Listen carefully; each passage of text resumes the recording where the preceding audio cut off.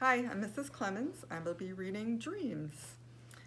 The big friendly giant was seated at the great table in his cave, and he was doing his homework. Sophie sat cross-legged on the tabletop nearby, watching him at work. The glass jar containing the one and only good dream they had caught that day stood between them. The BFG, with great care and patience, was printing something on a piece of paper with an enormous pencil. "What are you writing?" Sophie asked him. "Every dream is having its special label on the bottle," the BFG said. "How else could I be finding the one I am wanting in a hurry?" "But can you really and truly tell what sort of dream it's going to be simply by listening to it?" Sophie asked. "I can," the BFG said, not looking up. "But how? Is it by the way it hums and buzzes?" "You is less or more right," the BFG said. "Every dream in the world is making a different sort of buzzy hum music. And these grand swashbuckling ears of mine is able to read that music." "By music, do you mean tunes?" "I is not meaning tunes." "Then what do you mean?" "Human beings is having their own music, right or left." "Right," Sophie said, "lots of music. And sometimes human beings is very overcome when they is hearing wondrous music. They is getting shivers down their spindles. Right or left?" "Right," Sophie said. "So the music is saying something to them. It is sending a message. I do not think the human beings is knowing what that message is, but they is loving it just the same." "That's about right," Sophie said. "But because of these squiffling ears of mine," the BFG said, "I is not only able to hear the music that dreams is making, but I is understanding it also." "What do you mean, understanding it?" Sophie said. "I can read it," the BFG said. "It talks to me. It is like a language." "I'll bet you is finding it hard to believe in quagwinkles," the BFG said, "and how they is visiting us from the stars." "Of course I don't believe that," Sophie said. The BFG regarded her gravely with those huge eyes of his. "I hope you will forgive me," he said, "if I tell you that human beings is thinking they is very clever, but they is not. They is nearly all of them not muchers and squeak pips."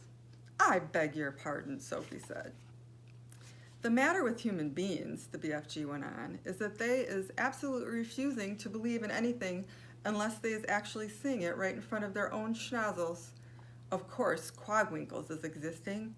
I is meeting them oftenly. I is even chittering to them."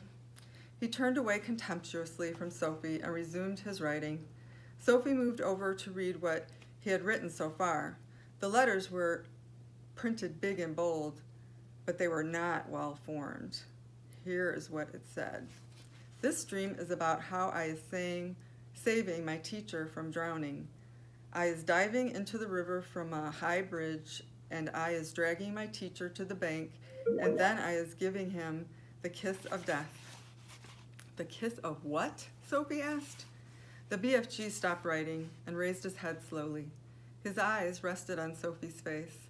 "I is telling you once before," he said quietly, "that I is never having a chance to go to school. I is full of mistakes. They is not my fault. I do my best. You is a lovely little girl, but please remember that you is not exactly Miss Know Everything yourself." "I'm sorry," Sophie said. "I really am. It is very rude of me to keep correcting you." The BFG gazed at her for a little while longer, and he bent his head again to his slow, laborious writing. "Tell me honestly," Sophie said, "if you blew this dream into my window when I was asleep, would I really and truly start dreaming about how I saved my teacher from drowning by diving off the bridge?" "More," the BFG said, "a lot more. But I cannot be squibbling the whole dream on a titchy piece of paper. Of course there is more." The BFG laid down his pencil and placed one massive ear close to the jar. For about 30 seconds he listened intently. "Yes," he said, nodding his head solemnly up and down, "this dream is continuing very nice. It has a very Dory hunky ending." "How does it end?" Sophie asked. "Please tell me."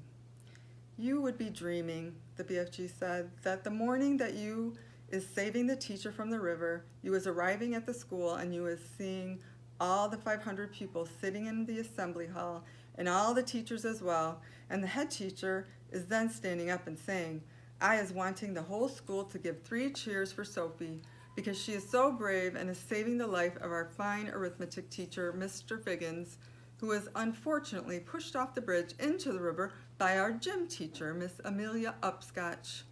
So 3 cheers for Sophie, and the whole school is then cheering like mad and shouting, bravo, well done.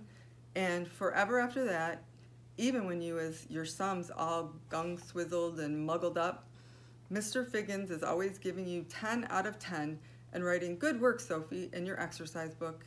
Then you was waking up. I like that dream, Sophie said. Of course you like it, the BFG said. It is a fizz wizard. He licked the back of the label and stuck it on the jar. I was usually writing a bit more than this on the labels, he said, but you was watching me and making me jumpsy. I'll go and sit somewhere else, Sophie said. Don't go, he said. Look in the jar carefully, and I think you will be seeing this dream. Sophie peered into the jar, and there, sure enough, she saw the faint translucent outline of something about the size of a hen's egg. There was just a touch of color in it, a pale sea green, soft and shimmering and very beautiful. There it lay, this small oblong sea green jelly-ish thing at the bottom of the jar, quite peaceful, but pulsing gently, the whole of it moving in and out ever so slightly, as though it were breathing. It's moving, Sophie cried. It's alive. Of course it's alive. What will you feed it on? Sophie asked. It is not needing any food, the BFG told her. That's cruel, Sophie said. Anything alive needs food of some sort, even trees and plants. The north wind is alive, the BFG said. It is moving. It touches you on the cheek and on the hands, but nobody is feeding it. Sophie was silent. This extraordinary giant was disturbing her ideas. He seemed to be leading her towards mysteries that were beyond her understanding. A dream is not needing anything, the BFG went on.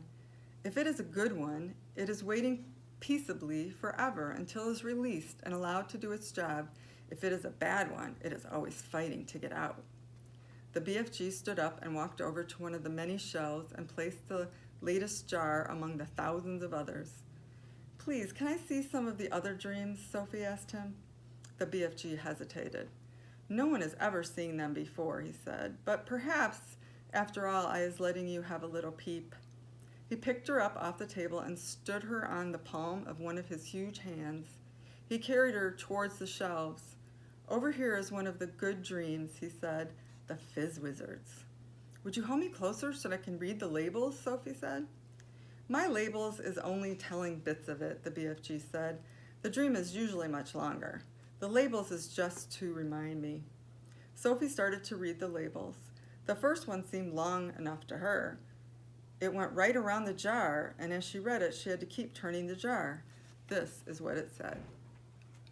Today I is sitting in the class, and I discovered that if I is staring very hard at my teacher in a spherical way, I is able to put her to sleep. So I keep staring at her, and in the end, her head drops onto the desk, and she goes fast to sleep and snorkles loudly. Then in marches the head teacher, and he shouts, Wake up, Miss Plumridge. How dare you go to sleep in class? Go fetch your hat and coat and leave the school forever. You is sacked. But in a jiffy, I is putting the head teacher to sleep as well, and he just crumples slowly to the floor like a lump of jelly, and there he lies, all in a heap, and started snorkeling even louder than Miss Plumridge.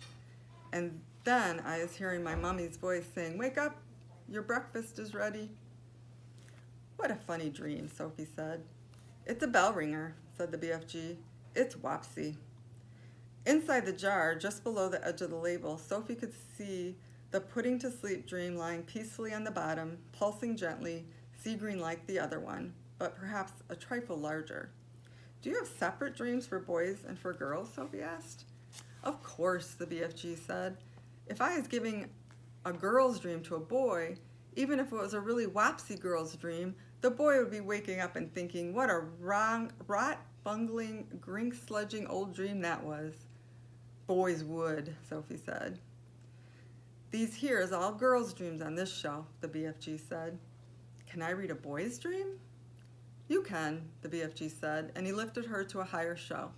The label on the nearest Boy's Dream jar read as follows: I is making myself a marvelous pair of suction boots, and when I is putting them on, I is able to walk straight up the kitchen wall and across the ceiling.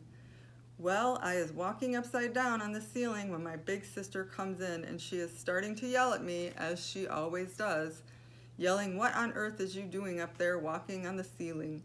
And I is looking down at her, and I smiles, and I says, "I told you you was driving me up the wall, and now you has done it." "I find that one rather silly," Sophie said. "Boys wouldn't," the BFG said, grinning. "It's another bell ringer. Perhaps you has seen enough now?" "Let me read another boy's one," Sophie said. The next label said, "The telephone rings in our house, and my father picks it up and says in his very important telephone voice, 'Simpkins speaking.' Then his face goes white and his voice goes all funny, and he says, 'What? Who?' And then he says, 'Yes, sir, I understand, sir, but surely it is me you was wishing to speak to, sir, not my little son.' My father's face is going from white to dark purple, and he is gulping like he has a lobster stuck in his throat. And then at last he is saying, 'Yes, sir, very well, sir, I will get him, sir.' And he turns to me and he says in a rather respectful voice, 'Is you knowing the President of the United States?' And I says, 'No, but I expect he is hearing about me.' Then I is having a long talk on the phone and saying things like, 'Let me take care of it, Mr. President. You'll bungle it all up if you do it your way.' And my father's eyes is goggling right out of his head. And that is when I is hearing my father's real voice saying, 'Get up, you lazy slab, or you will be late for school.'" "Boys are crazy," Sophie said. "Let me read this next one." Sophie started reading the next label. "I is having a bath, and I is discovering that if I press quite hard on my tummy button, a funny feeling comes over me, and suddenly my legs is not there, nor is my arms. In fact, I has become absolutely invisible all over. I is still there, but no one can see me, not even myself. So my mummy comes in and says, 'Where is that child? He was in the bath a minute ago, and he can't possibly have washed himself properly.' So I says, 'Here I is.' And she says, 'Where?' And I says, 'Here.' And she says, 'Where?' And I say, 'Here.' And she yells, 'Henry, come up quick.' And when my daddy rushes in, I is washing myself, and my daddy sees the soap floating around in the air, but of course he is not seeing me, and he shouts, 'Where are you, boy?' And I say, 'Here.' And he says, 'Where?' And I says, 'Here.' And he says, 'Where?' And I says, 'Here.' And he says, 'The soap, boy, the soap. It's flying in the air.' Then I press my tummy button again, and now I is visible. My daddy is squiffy with excitement, and he says, 'You was the invisible boy.' And I says, 'Now I is going to have some fun.' So when I is out of the bath and I have dried myself, I put on my dressing gown and slippers, and I press my tummy button again to become invisible, and I go down into the town and walk in the streets. Of course, only me is invisible, but the thing I is wearing, so when people is seeing a dressing gown and slippers floating along the street with nobody in it, there is a panic with everybody yelling, 'A ghost, a ghost!' And people is screaming left and right, and big strong policemen is running for their lives, and best of all, I see Mr. Grummett, my algebra teacher, coming out of a pub, and I float up to him and say, 'Boo!' And he lets out a frightsome howl and dashes back into the pub, and then I is waking up and feeling happy as a squiddler." "Pretty ridiculous," Sophie said. All the same, she couldn't resist reaching down and pressing her own tummy button to see if it worked. Nothing happened. "Dreams is very mystical things," the BFG said. "Human beings is not understanding them all. Not even the brainiest professors is understanding them. Has you seen enough?" "Just this last one," Sophie said. "This one here." Sophie started reading. "I has written a book, and it is so exciting nobody can put it down. As soon as you has read the first line, you is so hooked on it you cannot possibly stop until the last page.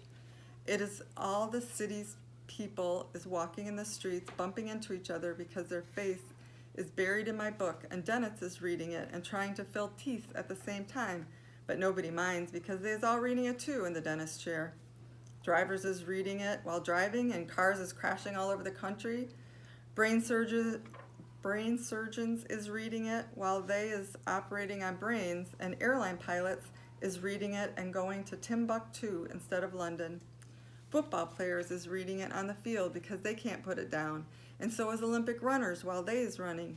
Everybody has to see what's going to happen next in my book, and when I wake up, I is still tingling with excitement at being the greatest writer the world has ever known, until my mommy comes in and says, I was looking at your English exercise book last night, and really your spelling is atrocious.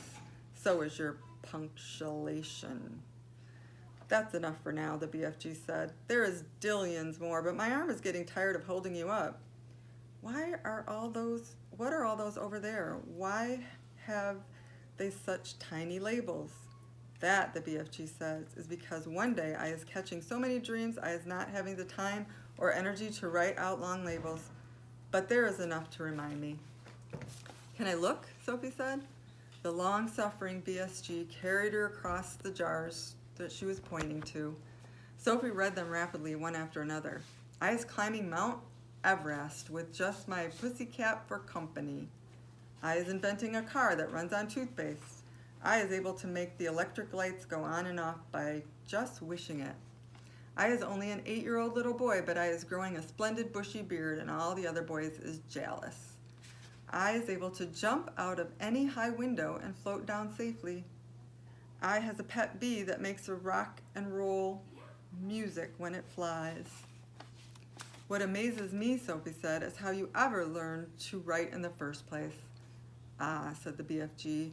I was wondering how long it is before you was asking me that. Considering you never went to school, I think it's quite marvelous, Sophie said. How did you learn? The BFG crossed the cave and opened a tiny secret door in the wall. He took out a book, very old and tattered. By human standards, it was ordinary-sized book, but it looked like a postage stamp in his huge hand. One night, he said, I was blowing a dream through a window, and I sees this book lying on a little boy's bedroom table. I wanted it so very badly, you understand, but I was refusing to steal it. I would never do that.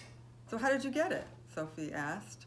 I borrowed it, the BFG said, smiling a little. Just for a short time I borrowed it. How long have you had it? Sophie asked.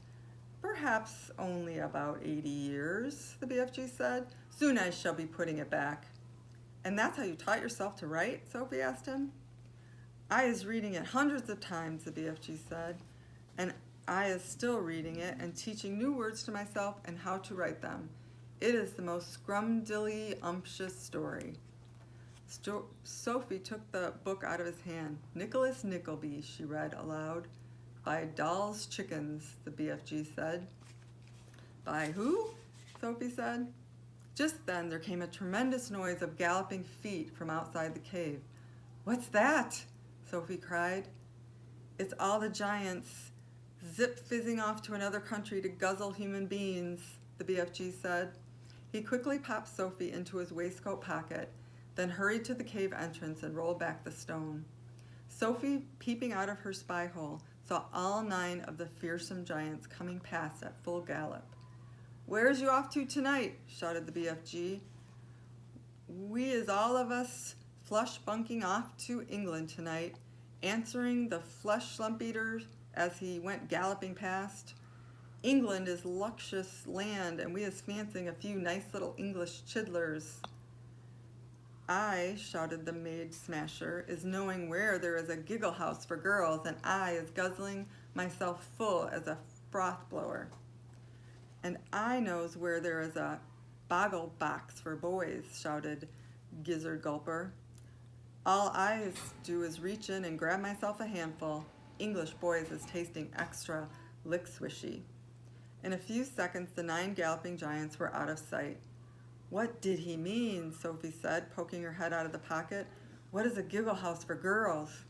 He is meaning a girls' school, the BFG said. He will be eating them by the bundle. Oh no, Sophie cried.